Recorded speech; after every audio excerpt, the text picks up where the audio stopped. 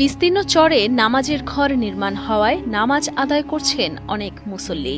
সেই সাথে সময় মতো নামাজ আদায় করতে পারছেন আশেপাশে থাকা দোকানদার ও ব্যবসায়ীরা। কত মুসলমান ভাই এই জায়গাতে যাতায়াত করে, যাতায়াতের পথে নামাজ পড়তে পারতো না, এখন আল্লাহর ঘরে একটা মসজিদ তৈরি হয়েছে। যে সমস্ত বান্দারা, যে সমস্ত মুসলমানরা এই কাজটা করছে, আল্লাহ তাআলা এর বিনিময়ে তাদেরকে আল্লাহ তাআলা জান্নাত নসিব করুন। আগে সবসময় অনেক সময় অনেক মেয়ে ছেলে এসে বাথরুম করতে পারে না, অনেক কষ্ট হয় এবং বাচ্চাদের নিয়ে আসে, তারা পানি খাওয়ার জন্য অনেক সময় আমি পানি খাবো, পানি দিতে পারেন না।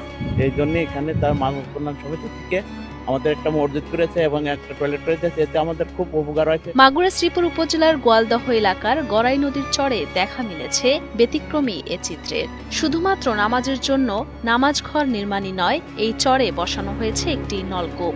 সেই সাথে এই চরে তৈরি করা হয়েছে কয়েকটি শৌচাগার। দরিদ্র মানুষদের সহযোগিতা করতেই এমন উদ্যোগ নিয়েছে মাগুরা চৌগাছি